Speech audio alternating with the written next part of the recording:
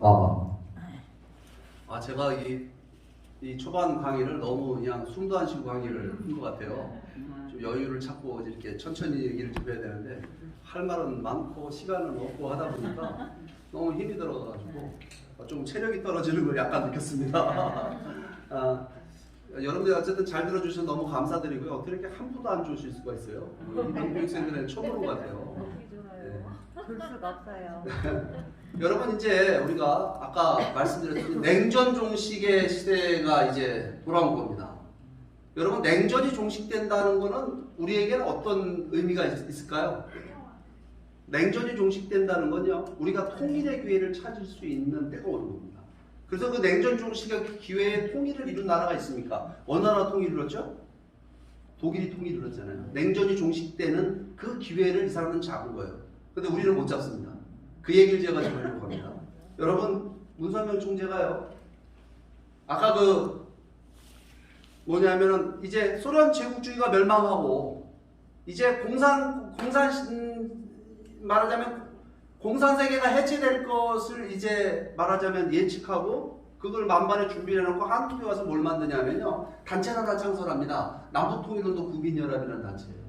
1977년 5월 15일 날 리트렌젤스 예술회관이라는 곳에서 이 창설대회를 하는데, 이 남북통일운동 국민연합에서 얘기했던 문 총재님의 메시지는 뭐였냐면, 이제 남북통일의 시대가 돌아왔다는 거예요. 남북통일을 하려면은 우리가 국민 사상적으로 모든 걸 다 준비해야 되고, 우리 국민들이 하나가 돼야 되고, 북한을 대하는 데 있어서 북한을 뭘 갖고 대해야 되냐면 형제의 심정으로 우리가 함께 살고자 하는 마음을 갖고 북한을 대해야 된다. 그러면서 무슨 얘기를 하시냐면요, 이제 남한이 더 북한보다 훨씬 잘 사는 나라가 되어가고 있지 않습니까? 이제 그런 입장에서 한국이 말하자면 통일을 위해서 준비할 것을 요구하는 그런 이제 행사를 해요. 87년 5월 15일. 근데 여기 여러분들 87년도에 우리나라가 무슨 일이 있었나요? 주요 사건이 뭐였죠? 87년도는요, 민주화 운동이 가장 거세게 일어났던 해가 1987년입니다. 이때 당시에 여러분 전두환 대통령이 체육관에서 선거를 하는 걸 또다시 하겠다. 그죠? 그래가지고 대학생들이 길거리 쏟아나와서 데모를 시작했어요. 그때 외쳤던 구호가 호언철폐, 전두환 독재 물러가라. 이게 전국에 그냥 길거리가 다 추리탄 가스로 범벅이 되던 시대가 1987년이고, 그 87년도에 그 항쟁에서 가장 이름 있는 항쟁이 60항쟁이라고 부릅니다. 그 60항쟁의 그 이한열이라는 젊은이가 죽죠. 원래 박종철이 그 전에 죽고 이한열이 길거리 출탄 맞아서 죽는 그 사건이 벌어져가지고 그게 60항쟁으로 벌어지면서 6.29 선언이라는 게 났죠. 요 87년입니다. 그러니까 87년도에 우리 국민적 관심이라든가 우리가 다 관심 가졌던 건 뭐냐면, 전두환 정권이 물러나느냐 아니냐에 대한 민주화가 관철되느냐 아니냐에 관심이 있었지, 누가 통일에 관심이 있었을까요? 이 냉전이 종식돼 이걸 예측하고 우리가 통일 준비를 하자? 이런 사람 아무도 없었습니다. 근데 문선명 총재가 이 5월 15일 날 리트렌젤스에서 이 지금 남북통일 국민연합을 만들어 놓고 여기에 창설 기금을 50억을 내놓으시더라고요, 그 자리에서. 근데 여러분 50억 그러면 지금 별거 아닌 걸로 생각하실지 몰라요. 여러분들 중에 제가 50억 자산가가 있는 걸로 알고 있습니다. 50억이 지금도 큰 돈이지만 그때는 더 큰 돈이죠. 87년도에 50억 있으면 강남에 아파트 몇 채 삽니까? 강남에 사시는 분들. 87년도에. 강남에 아파트 한 1,500만 원 하던 시절 아니에요? 그잖아요, 그죠? 87년도면 뭐. 그죠? 3천억 정확하게. 50억이면 이게 굉장히 큰 돈인데, 이걸 갖고 뭘 했냐면요, 남북통일운동 국민연합 건물을 산 것도 아니고요, 이걸 가지고 국민 사상 교육 운동을 했어요, 당시에. 그 사실은 이렇게 많이 다녀보면요, 이 남북통일운동 국민연합이나 국제승공연합의 교육에 참여했던 사람들이 우리나라에 수백만 명이 됩니다. 다들 연세가 들어서 그렇죠. 그러니까 여러분들보다 좀 연세 드신 분들을 놓고 제가 강의하면요, 한 절반은 나가 이거 갔다 왔다는 얘기들을 해요. 그리고 교육 운동을 했어요. 여러분, 이게 무슨 개인적인 이익이 있고 무슨 뭐 종교적인 입장에서 보면 무슨 교단의 이익이 있다고 이런 일을 합니까? 그렇잖아요? 근데 또 하나 여기 어떤 사업을 좀 치시냐면요, 당시에 저는 학교 다닐 때 시절인데 문 총재님이 대학생들을 모아놓고 학교 안에 지금 좌익운동, 주사파, 주체 사상을 따르는 사람들, 이 공산주의 이론에 현혹된 젊은 애들이 많다 이거예요. 얘들이 나빠서 이러는 게 아니라 잘 몰라서 그러니까 이거를 깨우쳐주는 운동을 하라고 해서 전국 대학에 있는 그 문총재님을 따르는 사람들의 단체 이름이 원리연구회라는 단체가 있습니다. 원리연구회. 영어로 카프라는 단체인데 전국에 꽤 세력이 대단했습니다. 근데 이 사람들이 이 명령을 듣고 뭘 하냐면요. 당시에 그 전대협이라고 아시죠? 그 전대협하고 사상투쟁을 벌입니다. 학교 안에서. 대자보 논쟁을 벌여요. 그 대표적인 대자보 논쟁 중에 하나가 점령군이냐 해방군이냐 논쟁이에요. 점령군 해방군 아세요? 소련은요 들어오면서 소련은 해방군 사령관이라고 하면서 들어왔고 6.25 1945년도 해방됐을 때 미군은 점령군 사령관이라고 해서 들어왔어요. 그러니까 소련군은 해방군으로 들어왔고 미군은 점령군으로 들어왔다는 얘기입니다. 이거를 학생운동권 애들이 그걸 갖다가 막 하고 있을 때 그 대자보 논쟁을 벌이고 하면서요. 지금 이 민주화 요구 속에 민주화 운동 속에 섞여 있는 좌익 운동은 민주화에 아무 도움이 안 된다고 보는 거예요. 무슨 민주화에 도움이 됩니까? 이거는 극단주의 운동인데. 그래서 이 운동과 싸워야 돼. 왜 싸워야 되느냐면 남북 통일 운동 하려면은 한국 내 좌익 운동의 기세를 펼쳐갖고는요 한국의 국론이 여론이 분열되기 때문에 통일을 할 수가 없는 거예요. 우리부터 사상적으로 무장을 해야 되기 때문에 이런 여러분 싸움을 했는데 당시에 원리연구회가 다 쫓겨납니다. 대학에서 다 쫓겨나요. 전대협 방총련 세가 얼마나 셌습니까? 그래가지고 다 쫓겨나는 일이 있었는데 아무튼 이때 당시에 우리를 반대했던 전대협 사람들을요 문총재는 미국에 다 데려다가 미국 연수를 시키고 막 그래요. 지금 전대협 사람들이 싫어하지 않습니다. 아무튼 이런 일들을 하면서 이 학생운동권들하고 당시에 이념투쟁을 벌이고 고려대학교 앞입니다. 막 서로 몸싸움을 하고 막 하는 일까지 막 벌어지고 이게 신문지상에 당시에 떠들썩하게 이런 일들이 벌어지고 있었는데 마치 우리가 전두환 독재정권을 지지하기 위한 싸움으로다가 운동권 친구들은 받아들였었는데 나중에 그 오해는 다 풀렸습니다. 물론 좌익운동으로 여러분 싸움이었어요. 그리고 나서 문총재가 어딜 가냐면요 드디어 어딜 가냐면 모스크바를 가요. 모스크바 1990년대 여러분 1990년도는 한국과 소련이 수교가 되기 전입니다. 한국 사람이 소련을 갈 수 없던 시절이고 미국 사람들도 소련을 마음대로 갈 수 없는 시절입니다. 그런데 여기에 세계 언론인 대회라고 하는 것을 대회를 개최하면서 여기 가게 되는 모스크바는요. 모스크바 대회라고 하는 건 문선명 총재의 그 수건 사업이었어요. 아까 그 1976년도에 그 워싱턴 모뉴먼트에서 30만 명 대회를 마치고 문 총재님이 뭘 했냐면은 그 따르는 제자들을 모아놓고 내가 이제 미국에서의 이런 대회는 끝났다. 미국에서 이 대회는 뭐냐면 하나님의 뜻과 미국이라는 주제의 강연이었잖아요. 하나님을 선포하는 대회였는데 내가 이제 모스크바 무신론 공산주의 사회 세계에 가서 하나님을 선포하는 하나님 대회를 모스크바 가서 하겠다 해서 그때 뭐라고 얘기를 하셨냐면은 모스크바가 영어로 모스코입니다. 모스코. 그러니까 모스코는 머스트고다. 머스트고. 무조건 우리가 가야 된다 이거예요.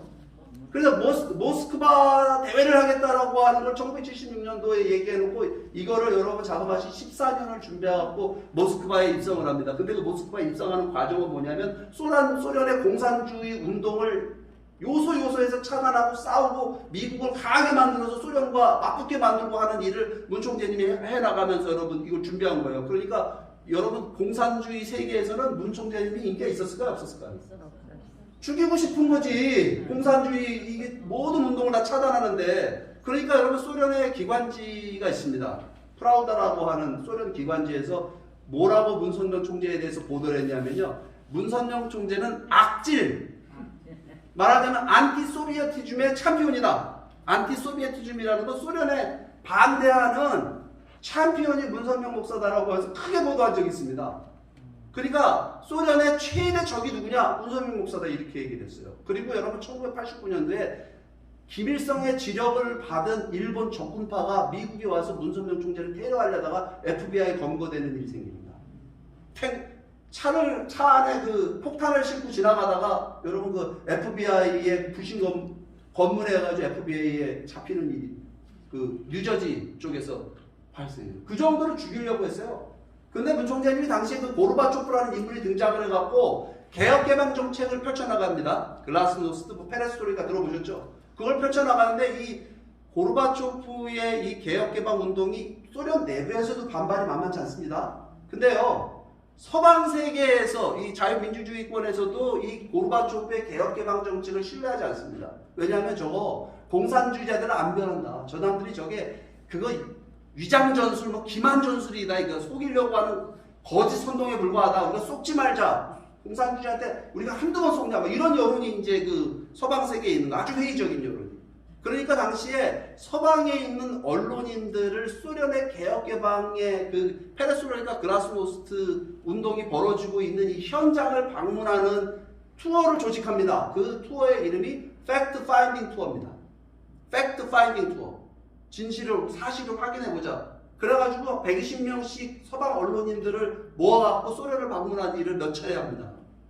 80년대 후반에. 그 과정 속에 여러분 소련의 그 말하자면 언론이라 해봐야 관영 매체들이잖아요. 공산당의 언론이 어디 있습니까? 공산주의에. 관영 매체인 이즈베스치아라든가 이런 언론하고 그 우리 워싱턴 타임스하고 인연이 맺어지고 우리하고 맺어지면서 세계 언론인 대회 월드 미디어 컨퍼런스라고 하는 걸 갖다 개최하게 됐는데 이때 당시에 문선명 총재가 소련에 40명의 전현직 국가 원수들을 대동을 합니다. 그리고 600여 명의 전 세계적인 언론인 학자들 뭐 리더들을 데리고서 모스크바에 들어가서 이 대회를 3박 4일 동안 펼치는 과정에 누구를 만나냐면 이 고르바초프하고 크레물린궁에서 회담이 벌어진 거예요. 그러니까 이 회담이 얼마나 대단한 회담이었냐면요, 여러분. 아까 제가 안티 소비에트즘의 챔피언이다 이거 반공주의자의 챔피언이 문선명 총재인데 공산주의 종주국의 소련의 고르바초프를 크레물린궁에서 만난다? 이게 여러분 있을 법한 일입니까? 그러니까 당시에 워싱턴 포스트가 이 사건을 뭐라고 보도했냐면 가장 있을 법하지 않은 만남이라고 보도했습니다. 있을 수가 없는 일이라는 거예요. 그래가지고 이 고르바초프를 당시에 문 총재님이 만났는데 그 만났던 장면 보도됐던 내용을 한번 들어보시기 바랍니다. 누군지 아시죠? 네. 고르바초프 소련 대통령은 한국과 소련과의 수교에는 아무런 장애가 없다고 말하고 우리나라와의 수교가 사실상 시간 문제라고 강조했습니다. 고르바초프 대통령은 세계 언론인 대회에 참가한 문선명 세계일보 회장과의 회담에서 이 같은 뜻을 밝혔습니다. 모스크바에서 김진아 특파원의 보도. 철저한 반공주의자로 알려진 문선명 목사가 공산주의의 종주국인 소련의 크렘린궁에서 고르바초프 대통령과 30분간 단독으로 만났습니다. 세계 언론인 대회 참석차 모스크바에 온 문 목사는 이곳 시간으로 어제 오후 5시 10분 크렘린궁 4층에 있는 고르바초프 대통령 집무실에서 양측 통역 한 명씩만을 대동한 채 한반도 문제와 종교 문제 등을 광범위하게 논의했습니다. 고르바초프 대통령은 이 자리에서 한국과의 수교를 막을 아무런 장애 요소는 없으며 예상보다 빠른 시일 내에 수교가 이뤄질 분위기가 조성되고 있다고 말함으로써 금년 내 수교 가능성을 비췄습니다. 고르바초프 대통령은 또한 독일 통일은 시간 문제이므로 이제 남은 것은 한반도 통일을 위해서 주변 국가들이 논의할 단계이며 남북한 화해 분위기 조성을 위해서 소련이 할 수 있는 일을 구상하고 있다고 말했습니다. 고르바초프 대통령은 또한 소련의 개혁 정책이 정치적으로는 순조롭게 진행되고 있으나 경제적으로는 큰 어려움을 겪고 있다고 실토하면서 한소 기술 과학 교류의 확대와 세계 전역에서 개발 건설 사업에 두 나라가 합작 참여하는 일도 가능하다고 말했습니다. 크렘린궁 앞에서 KBS 뉴스 김진호입니다. 예. 저 고르바초프 그 이마에 있는 점 있잖아요. 그 점이 꼭 뭐 닮았습니까? 한국 지도 닮았다고 당시에 그랬어요. 한국을 통일시킬 수 있는 당시에 여러분 보면 이게 어마어마한 사건이에요. 이게 한국 사람으로는 고르바초프 대통령을 처음 만난 분입니다. 당시에. 그러니까 이걸 왜 도대체 이런 일을 했는가? 우리가 한번 생각을 어떻게 이런 일이 발생했을까 하는 걸 한번 생각을 해봐야 돼요. 그러니까 고르바초프를 만나고 문 총장이 뭘 요구하냐면요. 종교의 자유를 허락해야 된다. 시장 경제 받아들이고 다 좋은데 근본적으로 소련이라는 사회가 변화할 수 있는 길은 종교의 자유를 받아들여야 되고 한반도를 통일하는데 소련이 협력해야 된다는 폭탄적인 이야기를 합니다. 근데 여러분, 그리고 레닌 동상을 철거하라 그래요. 공산주의 갖고 이 소련이 더 이상 살 수 없다. 공산주의를 근본적으로 버려야 된다. 포기해야 된다는 얘기를 합니다. 그리고 그러려면은 페레스트로이카, 그라스노스트, 그 소련, 그 고르바초프의 그 계획이 성공을 거둬야 되는데 내가 성공을 거둘 수 있도록 도와주겠다. 어떤 방법으로 도와줄 거냐면 당신의 젊은이들을 갖다 나한테 맡겨주면 내가 교육시켜가지고 당신의 개혁개방 정책을 도와줄 수 있도록 하겠다라고 이야기합니다. 그래가지고 그 허락을 받아가지고요. 소련 대학생들을 미국에 3,000명을 데려다가 연수를 시킵니다. 3,000명. 여러분 당시에 소련 대학생들이 미국을 자유롭게 여행 올 수 있는 시대가 아니에요. 미국 대학생도 소련 못 가는 시절입니다. 근데 3,000명을 갖다가 비행기에 태워갖고 호텔에 잠재우고 뉴욕, 워싱턴에 이 말하자면 자유롭게 살아가고 있는 미국 사람들을 보여주고 미국의 자유시장 경제 번영하는 미국 사회를 보여주는 일을 하는데 이 3,000명의 비행기 값서부터 모든 체류비를 문총재님이 다 됩니다. 이거 다 돼요 당시에. 그래가지고 여러분 이 기간을 보면 1990년부터 91년 7월달까지 소련 대학생들입니다. 이 소련 대학생들을 미국에 데려다가 미국의 모습을 보여주고 여러분 직접 봐라 이거예요. 공산주의 체제하고 뭐가 다른지. 이 대학생들이 어떤 대학생들이냐면요. 모스크바 대학, 레닌그라드 대학, 미국의 소련의 최고의 대학의 학생들인데 전부 영어 인터뷰를 했습니다. 뽑아갔는데 아무나가 아니라 영어를 잘하는 자유롭게 구사할 수 있는 수재들만 데려온 겁니다. 똑똑한 아이들. 그래가지고 미국 와서 이걸 보고 돌아가게 만들었어요. 근데 굉장히 그때 당시에 그 있었던 그 스태프들 있잖아요. 문 총재님 이걸 진행하는 어려움이 얼마나 많았겠습니까? 뭐 왔다 갔다 요즘에 이메일이 있던 시대입니까? 뭐예요? 인터넷이 되던 시대도 아니고 소련하고 연락해가면서 이거를 여러분 해내는데 91년도 7월달까지 모든 거를 다 맞춰야 된다고 얘기를 하시더라고요. 그래가지고 여러분 이거를 3,000명을 그 미국에 데려다가 교육시키는데 무슨 일이 벌어지냐면 91년도 8월달에 소련의 군부 쿠데타가 벌어집니다. 그래가지고 고르바초프를 감금을 합니다. 소련에 말하자면 고르바초프의 개혁개방 정책을 반대하는 소련의 기득권 세력들이 있잖아요. 여러분 고르바초프가 개혁개방을 한다는 건 개혁개방이라는 건요. 기득권 세력들한테는 어마어마한 위기가 초래될 수 있는 그 사람이 좋아하지 않는 일이에요. 그렇지 않겠어요? 우리나라도 뭐 개혁한다는 거 좋아합니까? 싫어하잖아요. 기득권 세력이 있기 때문에. 그러니까 소련의 군부, KGB, 뭐 공산당 간부들 이런 사람들은 못마땅한 거죠. 지금 잘 먹고 잘 사는데 이거 사회가 변화되면 세상이 뒤집어지면 잘못하면 처벌받을 수도 있는데 그렇잖아요. 그러니까 이걸 반대하는 일이 있잖아요. 그 세력들이 규합이 돼가고 쿠데타가 발생이 돼서 소련 군부 말하자면 탱크가 러시아 의사당 정부를 청사를 갖다 장악하려고 막 들어오고 있는데 여러분 이게요 당시 기적이 벌어져요. 뭐냐면요 이 탱크 앞에 소련 시민 젊은이들이 들어 누워버립니다. 여러분 보리스 옐친이라는 옐친 대통령 아세요? 고르바초프 다음에 대통령 된 사람 있잖아요. 이렇게 뚱뚱하게 생긴 사람. 네. 이 사람이 탱크 위에서 연설해갖고 그 이락 스타가 돼가지고 대통령이 됩니다. 근데 아무튼 이런 일이 벌어지는데 이 탱크 앞에 들어오는 이 젊은 사람들이 누구냐 이거예요. 소련의 군부 쿠데타를 막은 이 사람들이 누굴까요 여러분?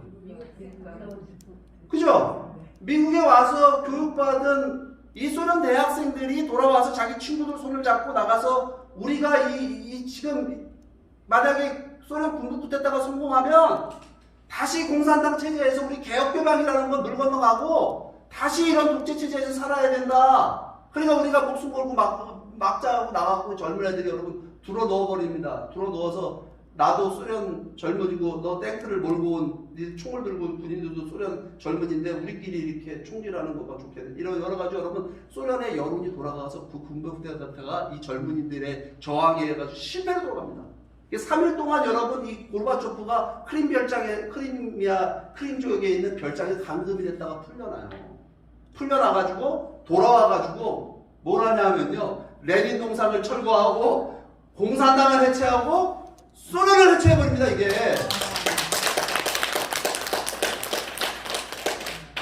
이런 일이 있었어요.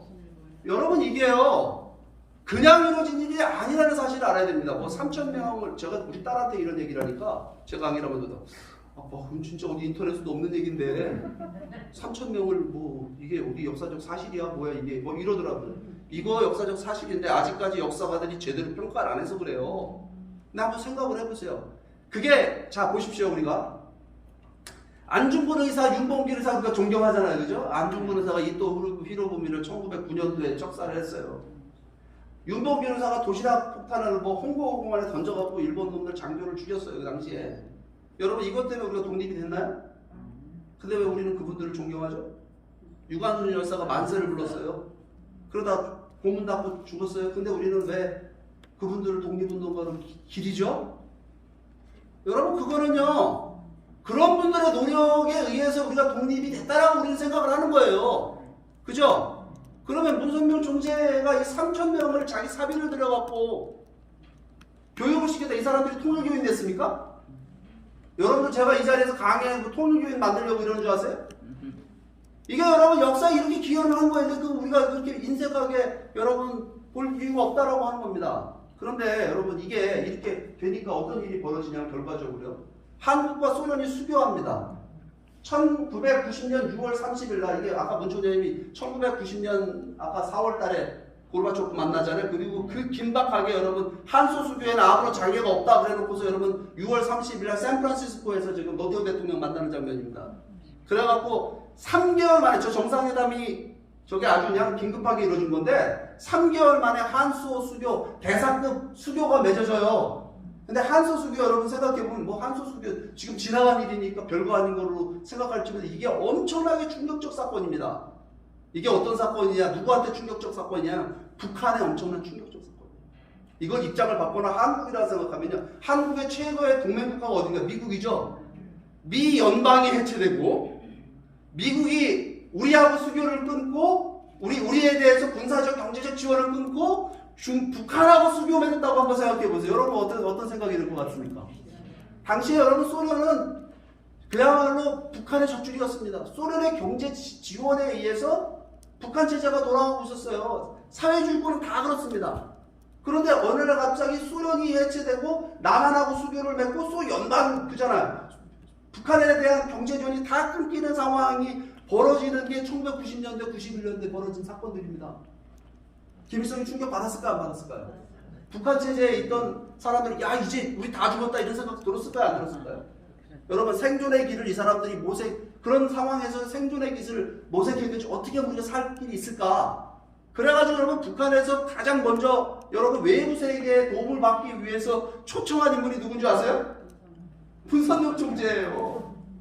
여러분 북한 문이 열리는 이 사건이 벌어집니다. 1991년 11월 30일 날 북경에서 북한이 내준 조선민항 비행기 전세기를 타고 평양에 들어가요.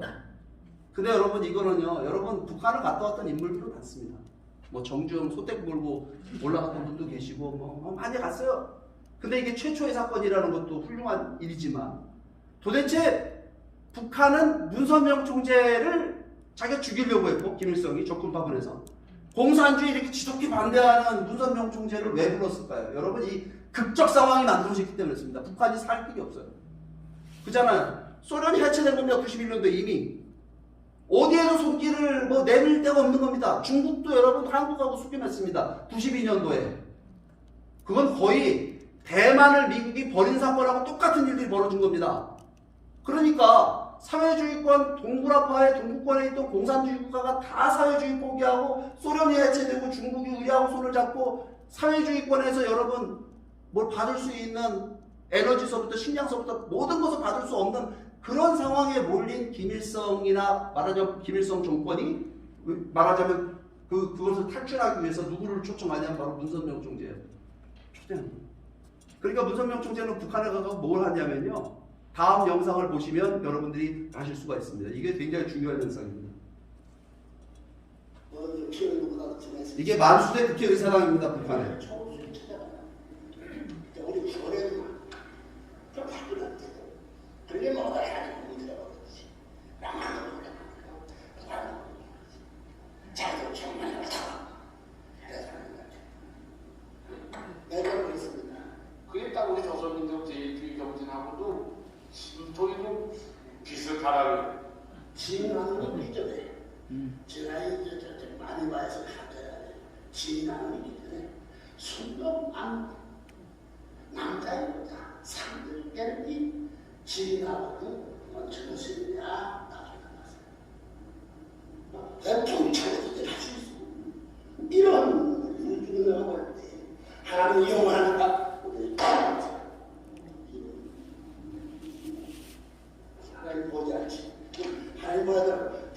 그 마음 있어요?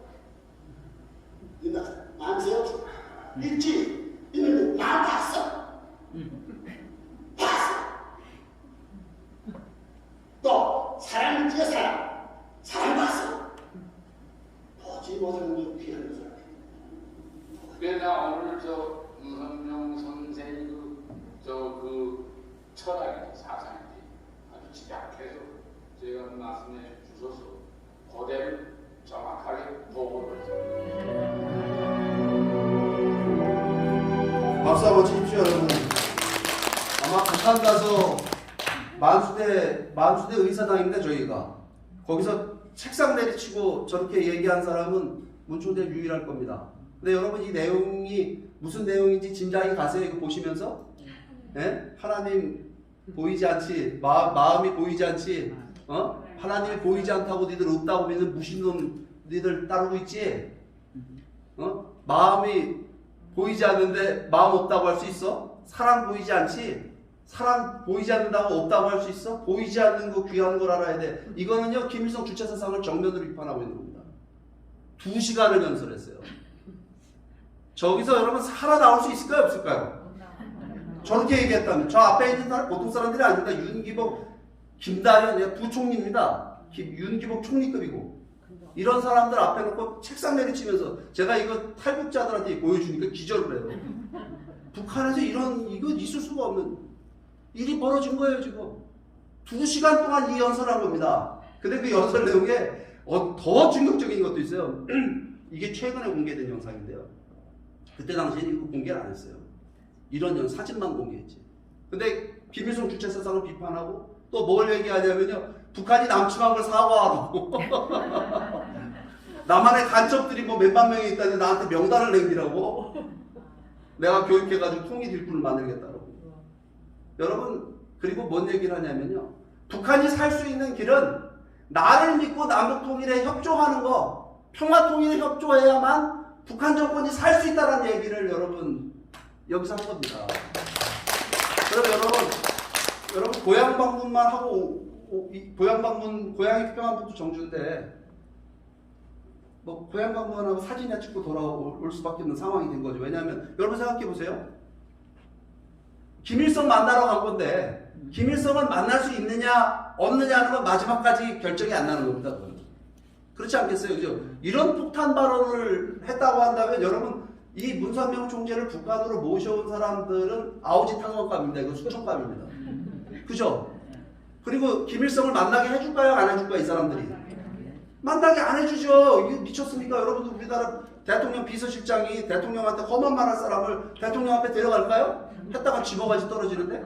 그 문 총재님 말 아까 가서 그대로 보고 했답니다. 2시간 동안 이 사람들이 듣고 가서 그대로 보고 했답니다. 그러니까 김일성이 웃더래요. 참 대단한 인물이다고. 그러면서 여러분 김일성하고의 단독회담이 벌어진 거예요. 회담이 벌어졌는데 여러분 여기 보시면 끌어안고 있죠. 뭐가 이뻐서 끌어안습니까? 김일성이 자기 죽이려고 했고. 근데 여기서 여러분 문 총재님의 철학이 있어요. 뭐라 하냐면요. 남북 통일이라고 하는 건 성경에 보면은 에서와 야곱 있죠. 에서가 형님이고 야곱이 동생인데 야곱이 에서의 축복을 가로채서 나가갖고 축복을 받아갖고 엄청난 재물을 갖고 여러분 성공을 합니다. 그죠? 근데 에서는 그 동생을 시기 질투해서 죽이려고 기다리죠. 그죠? 근데 야곱이 돌아올 때 어떻게 했죠? 그 모든 재물을 누구 갖다 줍니까? 형 에서에게 갖다 줘요. 그리고 어떻게 해요? 가서 끌어안습니다. 형님을 보니까 하나님 본 것처럼 반갑다고 해서 끌어안는 일이 벌어집니다. 이거 뭐냐면요. 남북 통일하려면 그렇게 통일해야 된다는 거예요. 우리가 축복을 받아서 하나님의 축복을 받아서 남한이 부유한 나라가 되고 부강한 나라가 됐어요. 그죠? 재물도 많이 모았어요. 이거 우리 위해서가 아니라 동료의 동포들과 함께 더불어 살려고 하는 그런 마음을 갖고 참사랑을 갖고 북한을 대할 때 여러분 북한의 살 길을 그렇게 열어준다는 심정을 가질 때 남북통일이 가능하겠죠. 대신에 북한의 김일성 주체사상을 포기하고 독재정권을 종식시키고 말하자면 북한 주민들을 위하는 하나의 그런 국가로 변했을 때 가능하겠죠.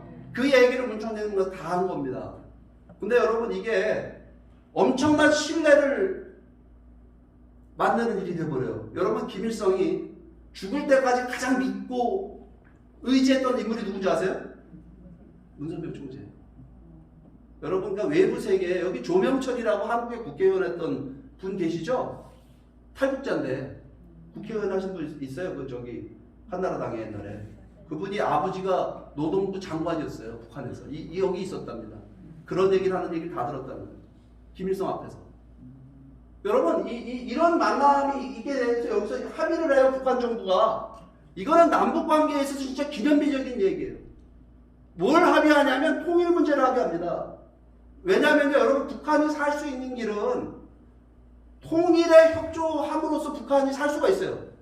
북한 정권도요. 여러분 보세요. 동서도 통일 과정이나 동북아과의 공산권 세계가 민주화되는 과정이나 소련의 해체 과정이나 이런 공산권에서 공산주의 세계가 민주주의로 변할 때요. 그 공산주의 기득권 세력들, 공산당들이 그 변화에 협조함으로써 다 살아났습니다. 근데 변화에 협조하지 않은 반동했던 사람이 죽은 사람이 하나 있죠. 루마니아의 차우세스쿠가 길거리 끌려나가 죽죠. 그러니까 여러분 북한도 북한 정권의 그 기득권 세력들, 네? 이게요. 통일에 협조하게 되면 생존의 길이 있을까요? 없을까요? 생존의 길이 있죠. 통일에 협조 안 하면 어떻게 되겠어요? 그러니까 여러분 통일에 협조하느냐 아니면 핵무기를 개발해 갖고서 자기들이 살 수 있다는 핵 개발의 길로 갈 거냐, 두 가지 선택의 기로에 북한은 놓여 있었던 겁니다. 근데 안타깝게도 어디로 갔어요? 핵으로 갔어요. 핵은 결국 살 길이 아니에요. 저건 죽을 길인 겁니다. 당시 여러분 이렇게 남북이 아니죠. 우리 문 총재님과 북한 정부가 이런 두 가지 합의를 하는데 또 하나는 경제 협력에 대한 합의래요. 뭐냐면 금강산 개발에 대한 겁니다. 핵심 포인트는. 금강산 개발을 누가 할 거냐? 문선명 총재가 맡아서 해주십시오라는 얘기가 이제 경제 협력에 대한 그 합의가 있었습니다. 그런데 한국 정부가 당시에 어떻게 문 총재님의 이 북한 방문을 다루느냐, 우리 언론이 어떻게 다뤘느냐 보시기 바랍니다. 평양에 가 있는 통일교 교주 문선명 씨가 오늘 3시간 동안 북한 주석 김일성과 만나서 남북한 경제 협력 문제를 비롯한 4가지 사안에 합의했다고 세계일보가 전했습니다. 이 소식이 전해지자 사회단체와 종교단체들은 비난 성명을 잇따라서 발표했고 검찰은 실정법 위반 여부를 검토하고 있습니다. 유현채 기자의 보도입니다. 북한을 방문하고 있는 통일교 문선명 목사가 오늘 오전 함경남도 한무이 추석동에서 김일성을 약 3시간 동안 면담했다고 세계일보가 보도했습니다. 세계일보는 문 목사와 김 주석이 오늘 면담에서 이산가족과 통일 문제, 남북한 경제협력과 핵 문제 등 4개 항에 합의했다고 밝혔습니다. 세계일보는 오찬을 겸해 열린 오늘 면담에서 김일성 주석이 북한은 현재도 앞으로도 핵무기를 만들지 않겠다고 말한 것으로 전했습니다. 어제 윤기복 조국통합통일위원회 부위원장과의 공동 성명에 이어 오늘 김일성과의 면담 소식이 전해지자 이북 오도미래와 한국 기독교교회 청년협의회 등 사회 종교단체 등은 일제히 성명을 발표하고 문 목사의 행위가 무책임하고 반국가적인 처사라고 비난했습니다. 한편 검찰은 문 목사의 북한 내 활동이 국가보안법 등 현행법에 위배되는지 여부를 확인하기 위해 남북 불가침, 핵사 철거 관련한 어제의 공동 성명과 오늘 김주석과의 합의 내용 그리고 문 목사의 발언 등에 대한 분석 작업에 착수함으로써 사법 처리의 가능성을 시사했습니다. 여러분 어떻게 생각하세요? 기가 막히죠? 제 강의를 들으니까 기가 막힌 겁니다. 이게 지금 여러분들이 몰랐으면 그냥 그런가 보다 하는 사건인데 여러분 김일성 주석을 만나기까지 그 과정, 그 파란만장한 역사를 보게 되면 흥남 아까 감옥에서부터 그죠? 그 진짜 그 승공운동을 벌이고 미국을 움직이고 결국은 이렇게 소련까지 협조할 수 있는 상황까지 만들어 놓고 만난 거예요. 여러분 북한은요 왜 문선명 총재를 초대했을까요? 여러분 당시에 한국인으로서 가장 세계적인 영향력을 가진 인물이 누굴까요? 여러분 문선명 총재였습니다. 삼성이 아닙니다. 당시를 얘기하는 겁니다. 90년대 초반에 미국을 움직일 수 있는 힘, 세계를 움직일 수 있는 힘을 문 총재는 갖고 있었기 때문에 북한 정권이 생존의 길을 찾기 위해서 문선명 총재를 북한에 초대한 겁니다. 근데 한국 정부가 어떻게 나왔어요? 이건 뭐 KBS 92년도에 KBS는 관영방송이죠 이게. 예. 정부 입장인 겁니다. 사법 처리하겠답니다. 여러분 한국에 이게 귀국하기도 어려운 상황이 되고 국가보안법 적용했다 나오고요. 여러분 반공이라는 게 언제나 좋은 게 아니에요. 반공이 필요한 시기가 있고 그 반공을 넘어서서 이제는 우리가 통일의 길로 가야 될 그 결정적 순간이 왔을 때는요. 동서독의 지도자들처럼 통일의 길을 열었어야 돼요. 그런데 이게 참 안타까운 일들이 벌어지게 되죠. 그리고 여러분 1994년도에 김일성이 갑자기 심근경색으로다 심장병으로 죽는 일이 발생돼요. 여러분 김일성의 고민은 김일성이 굉장히 신뢰를 문총재님하고 따라가려고 했어요.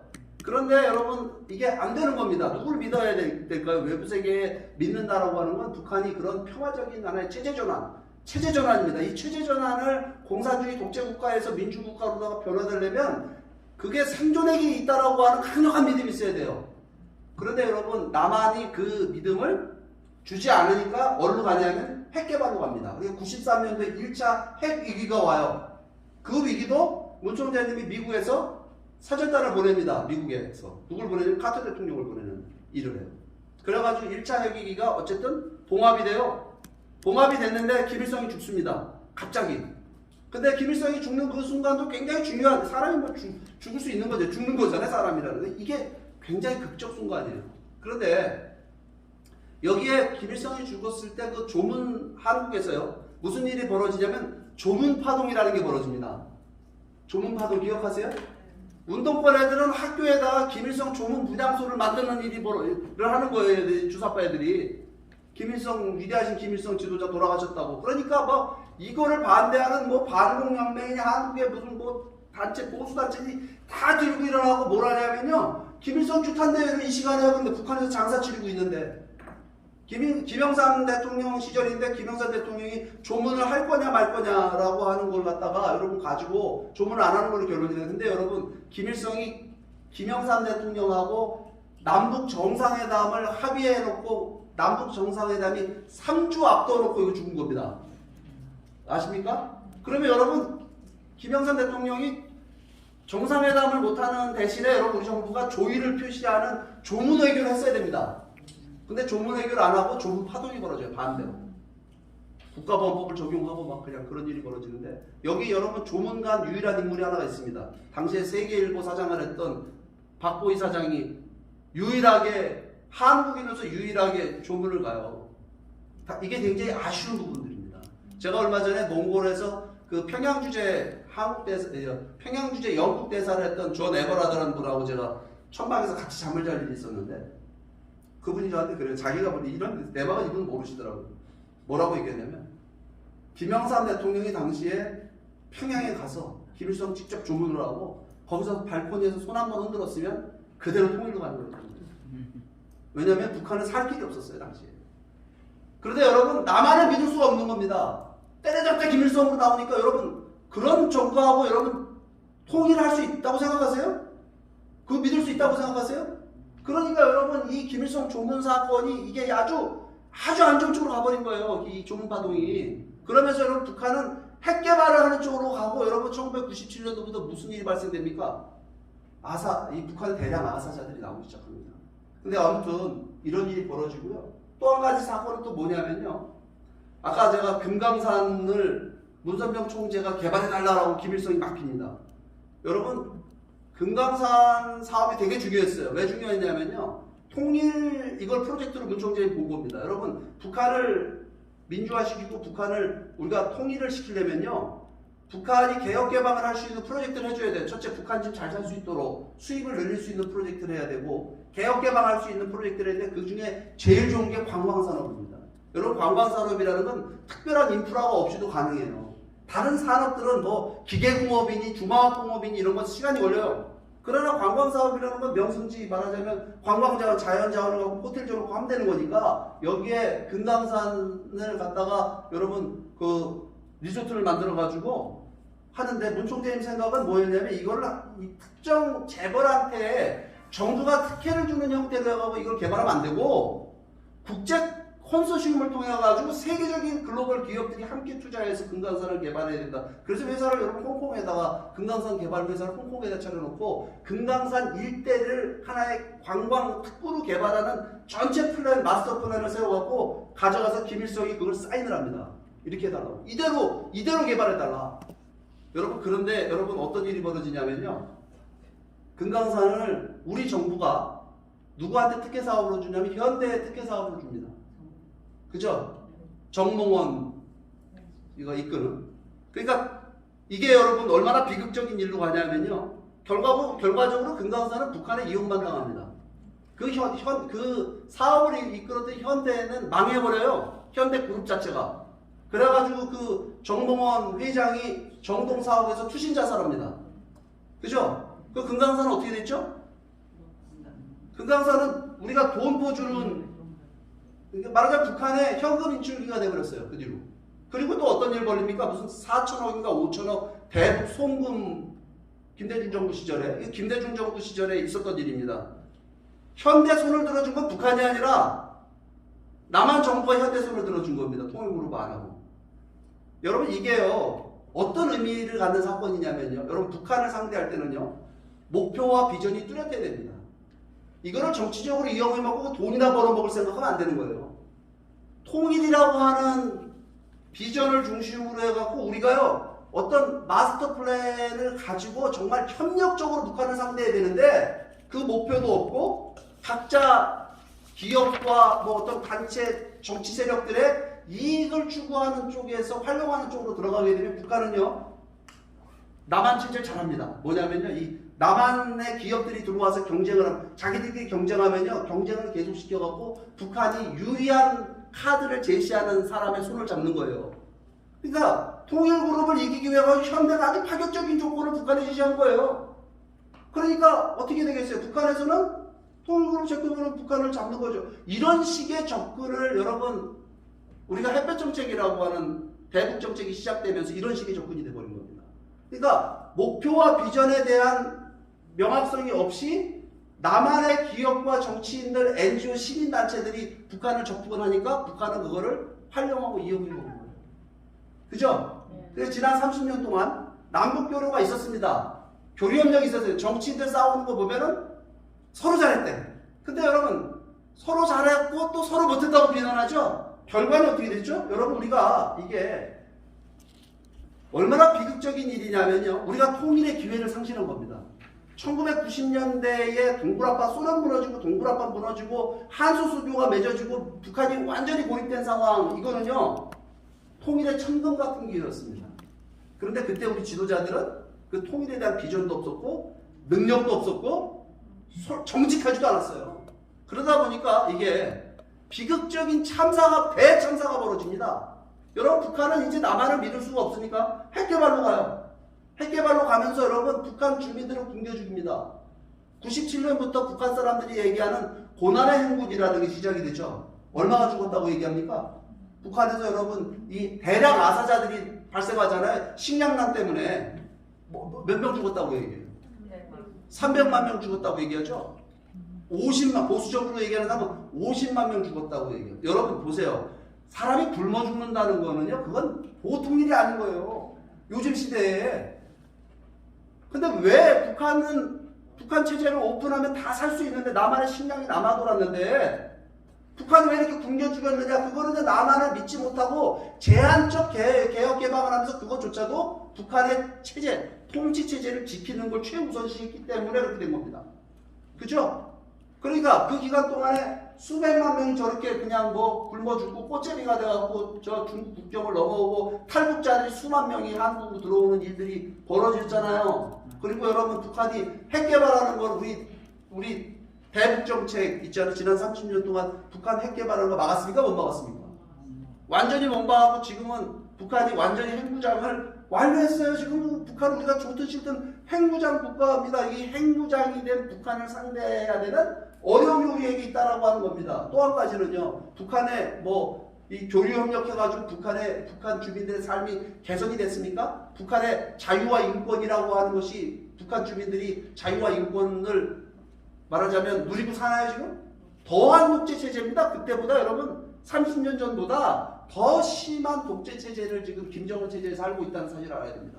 이게요 90년대 초반에 우리에게 왔던 황금 같은 통일의 기회를 달렸기 때문에 제가 이 강의하니까 어떤 분이 그래요. 맞아요. 그 서 회장님 말이 맞다. 왜냐하면 90년대 초반은요 우리가 중국을 움직이기도 쉬웠다는 거예요. 중국에 10조 원만 갖다 줬어도 우리 남북 통일이 혁주였을 거라는 겁니다. 근데 지금 여러분 중국이 얼마나 배부르고 돈 많은 나라가 됐습니까? 지금 강력한 나라가 되버렸잖아요. 모든 환경이 여러분 90년대보다 지금이 더 좋지 않은 환경이 된 거예요. 이거 왜 이렇게 됐습니까?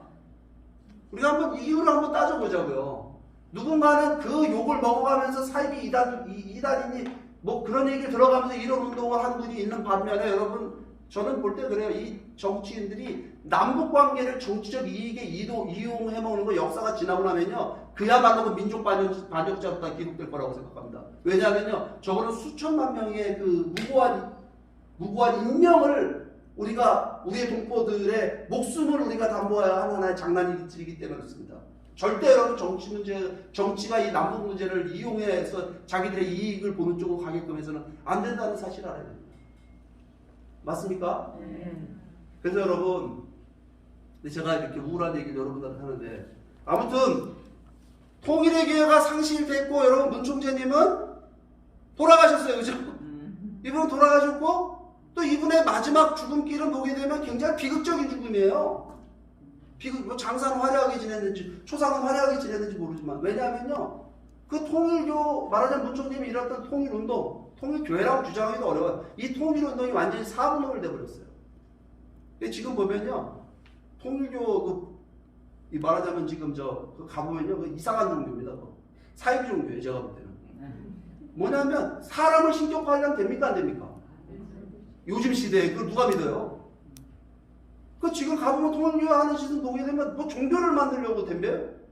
여러분 문총재님은 종교를 없애자주의였어요. 그 통일교회라는 간파를 90년대 자기 손으로 띄워버립니다. 교회 갖고 세상을 구원할 수 없다라고 보는 겁니다. 그죠? 종교가 하나의 담벼락이 되고 더 미움과 증오의 하나의 그게 돼버리잖아요. 종교 다른 사람들이 더 싫어하잖아요. 그러니까 종교를 초월해야 된다는 얘기를 하는 거예요. 그러니까 사실 따지면 그분 얘기가 맞습니다. 왜냐하면 보세요. 예수님이 교회를 만들었습니까? 장로교, 감리교를 만들었어요? 교회 만들자고 오신 분이에요? 그잖아요. 석가모니가 절을 졌습니까? 이건 전부 후대에 와서 만들어진 거예요. 물론 필요했겠죠. 그렇지만 그 종교를 원래 그 예수나 석가모니나 이런 분들은 뭐냐면요. 공자별들 그분들이 이루고 싶었던 세계가 있는 겁니다. 그죠? 그분들이 이상했던 어떤 평화의 세계 그런 걸 실현하려고 했는데 그게 신격화가 되고 나중에는 종교화가 돼서 오히려 종교가 세상이 종교를 걱정하죠. 요즘에 보면 교회가 종교가 세상을 걱정하는 게 아니라 세상이 교회를 걱정하고 종교를 걱정하고 그러잖아요 지금. 그러니까 이거를 벗어나고 우리가 평화세계를 만들어 나가는데 모두가 다 종교를 초월하고 인종을 초월하고 민족을 초월해서 나가야 된다는 주의인데 본인이 교회를 만들면 그거는 종교를 만들면 그건 그야말로 이율배반 아니에요? 맞잖아요. 그죠? 그러니까 사실은 그 길로 가야 되는 거예요. 그 길로. 그런데 지금은 종교를 만들고 그런 일을 하니 이거 제가 볼 때 저는 그래서 저 통일교회라는 데는 안 간 지 한 10년 됐습니다. 저런 데는 저는 다니면 안 되는 거예요. 근데 아무튼 이런 내용들이 여러분 그러니까 문총재님도 돌아가시고 그저 꿈을 못 이뤘잖아요. 엄청난 업적은 이뤘는지 모르지만 마지막 그 꿈은 못 이룬 겁니다. 그런데 그 기회를 그 꿈을 다시 이루려고 나선 분이 누구냐 바로 이 코리안 드림을 외치는 문현진 회장이고 제가 지금 했던 강의 내용을 모르고 문현진 회장을 보면 여러분 이해하겠어요? 못하겠어요? 뭐 못하시겠어요? 그러면 도대체 문현진 회장이라는 분은 뭐 돈이 많아갖고 이렇게 여러분들 모셔다가 강의하고 여러분들에게만 하겠습니까? 지금? 이런 일을 왜 한다고 생각하세요?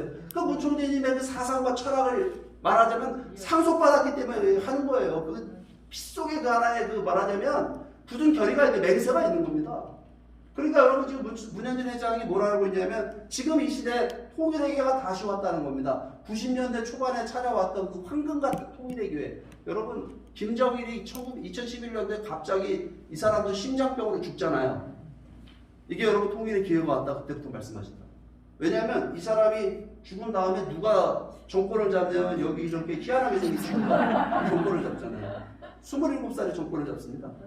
아무런 준비 없이. 그러니까 여러분 북한 내에 굉장히 많은 혼란이 벌어졌어요.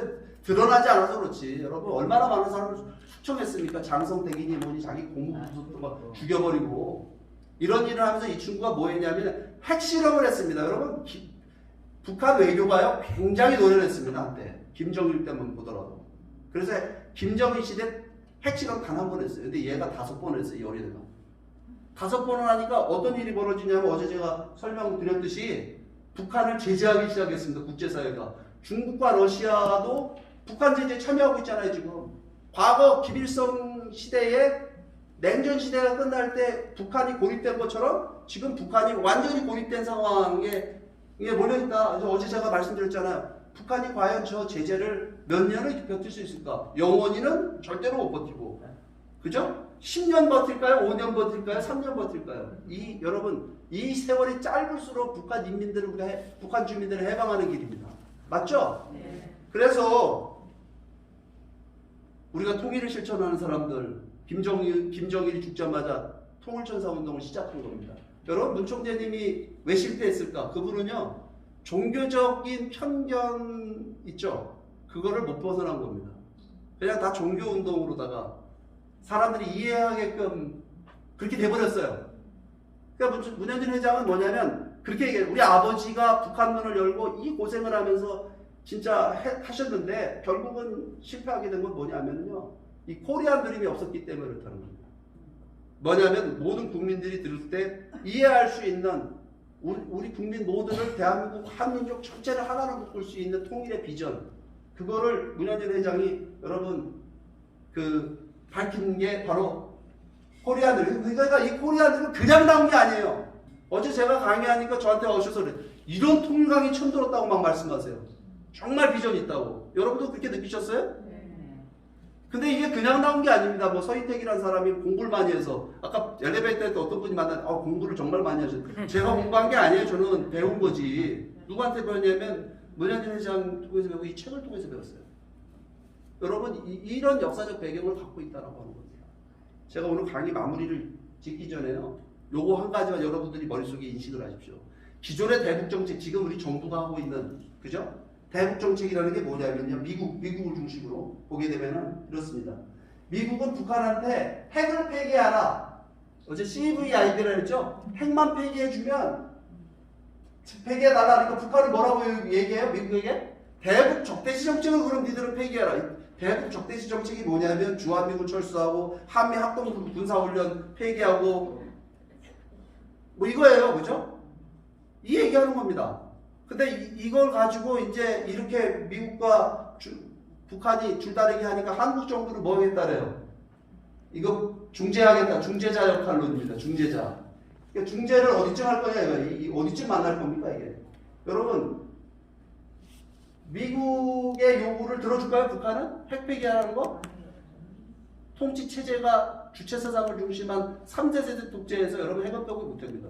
그러면 3대 세대 독재체제 공산주의를 계속하고 북한 주민들의 인권을 압살하는 북한, 핵무기를 계속해서 포기하지 않는 그 북한에 대한 미국의 적대시 정책은 포기할까요? 안 할까요?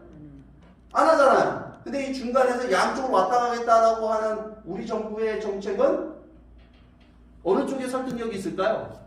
지금 여러분 여기서 얘기하는 평화체제라는 비전이 있잖아요. 평화체제라는 게 뭐냐면 종전선언하고 평화협정 맺어가지고 남북이 서로 교류협력하는 이 부분을 키워나가자는 게 현 정부 얘기입니다.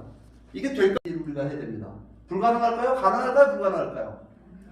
여러분 가능하다고 생각해 이름 되는 거예요. 지금 한국 드라마를 북한 사람들이 우리보다 더 많이 보는데 이게 왜 불가능해요?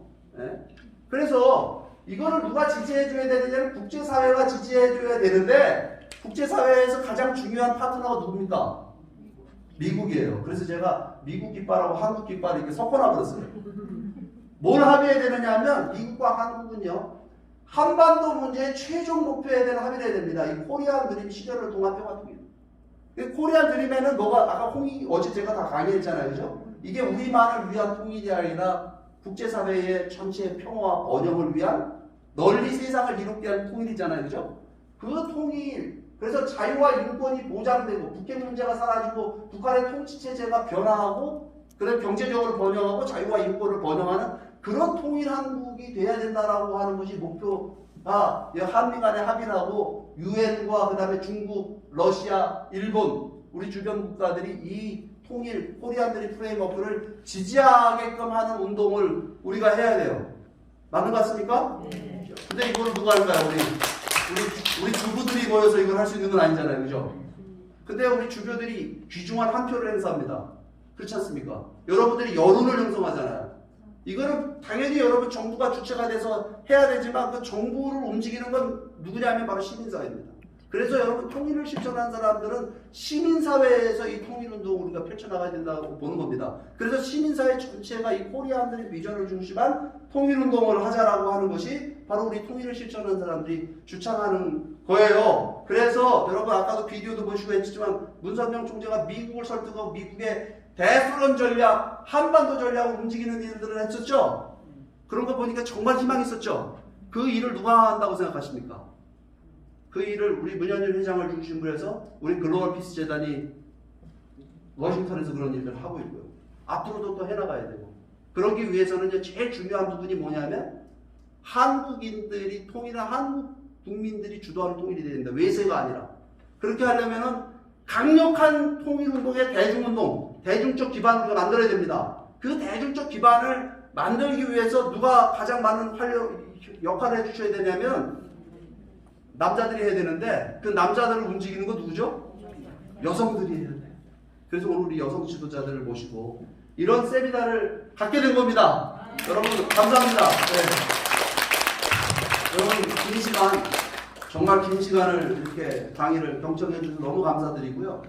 아마 제가 오늘 갑자기 뭐 문선명 총재니까 불편하신 분들 좀 있었을 거예요. 근데 뭐 끝날 때쯤 되니까 불편한 거 없으시죠? 네. 네. 이걸 알아야 또 자신있게 여러분들이 어디 갔다 왔어 그러면 아주 당당하게 말씀하실 수 있고 또 다음에 또 저희가 만나면 뭐 이 얘기를 우리가 계속하자는 게 아니라 정말 이제 지금부터 우리가 해야 될 그 통일운동 이걸 놓고 얘기를 할 수 있을 것 같아서 어떻게 보면 저도 강의하면서 제가 막 흥분하는 게 너무 감동적인 스토리이기 때문에 사실 그렇습니다. 그래서 여러분들이 이런 내용들을 들은 많지 않은 분들이라는 사실 여러분들이 귀하게 생각을 해주시고 다음번 세미나에 또 뵙기를 바라면서 제 강의를 마치도록 하겠습니다. 감사합니다.